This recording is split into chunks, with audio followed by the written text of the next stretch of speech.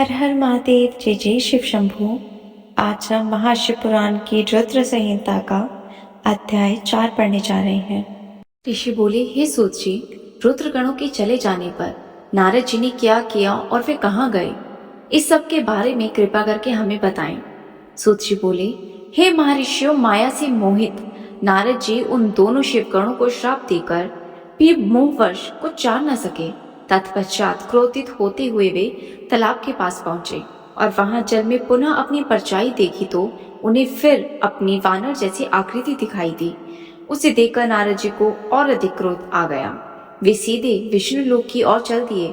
वहां पहुंचकर भगवान विष्णु से वे बोले, हे हरि, तुम बड़े ही दुष्ट हो।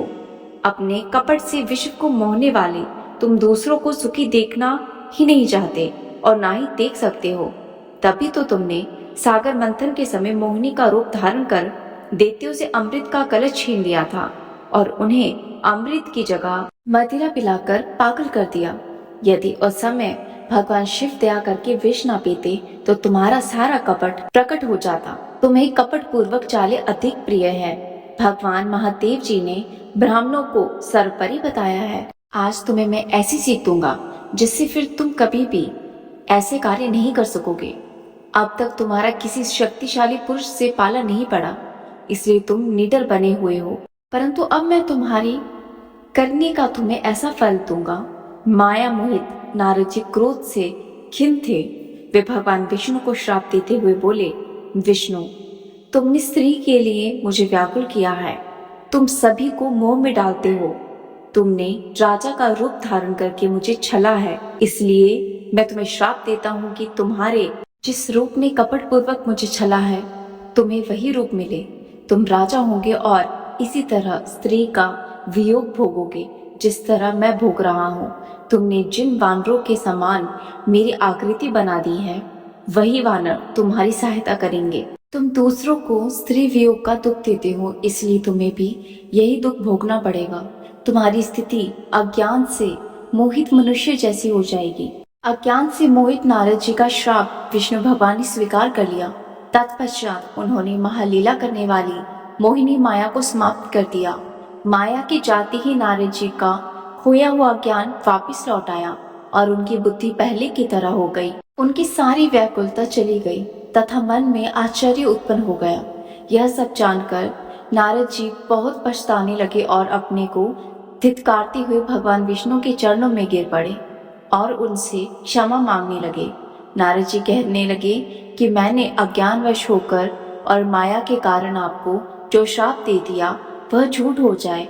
भगवान, मेरी बुद्धि खराब हो गई थी जो मैंने आपके लिए बुरे वचन अपनी जुबान से निकाले। मैंने बहुत बड़ा पाप किया है।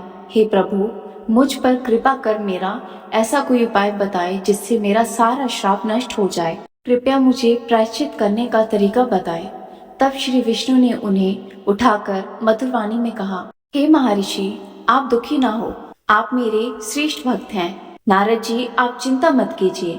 आप परम धन्य हैं। आपने अहंकार के वशीभूत होकर भगवान शिव की आज्ञा का पालन नहीं किया था, इसलिए उन्होंने ही आपका गर्व नष्ट करने के लिए यह लीला रची थी। वे निर्गुण और निर्विकार हैं और सतरज तम आदि गुणों से परे है। उन्होंने अपनी माया से ब्रह्मा विष्णु महेश तीनों रूपों को प्रकट किया है। निर्गुण अवस्था में उन्हीं का नाम शिव है।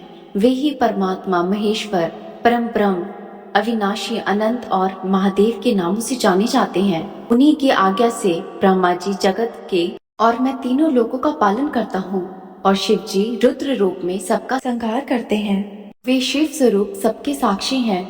वे माया से भिन्न और निर्गुण हैं। वे अपने भक्तों पर सदा दया करते हैं। मैं तुम्हें समस्त पापों का नाश करने वाला, भोग एवं मोक्ष प्रदान करने वाला उपाय बताता हूँ। अपनी सारी शंकाओं और चिंताओं को त्याग कर भगवान शिव के यश और कीर्तन का गुणगान करो और सदा अनन्य भाव से शिव के शतनाम स्रोत का पाठ करो।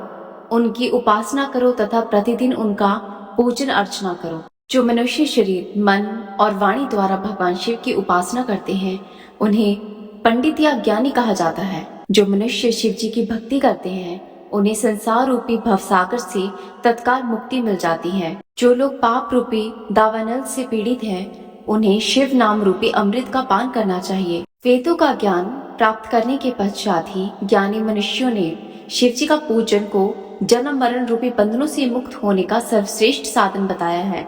इसलिए आज से ही रोज भगवान शिव की कथा सुनो और कहा करो तथा उनका पूजन किया करो। अपने हृदय में भगवान शिव के चरणों की स्थापना करो तथा तीर्थों में निवास करते हुए उनकी स्तुति का गुणगान करो। इसके बाद नारद जी, तुम मेरी आज्ञा से अपने मनोरथ की सिद्धि के लिए ब्रह्मलोक जाना। वहां अपने पिता ब्रह्मा जी की स्तुति करके उनसे शिव स्तुति के बारे में पूछना। ब्रह्मा जी शिव भक्तों में से श्रेष्ठ है। वे तुम्हें भगवान शंकर का महत्व और शतनाम स्त्रोत अवश्य सुनाएंगे। आज से तुम शिव भक्ति में लीन हो जाओ, वे अवश्य तुम्हारा कल्याण करेंगे। यह कहकर विष्णु जी वहां से अंतर्ध्यान हो गए। इसके आगे की कथा हम अगले अध्याय में पढ़ेंगे। तब तक के लिए हर हर महादेव, जय जय शिव शंभू।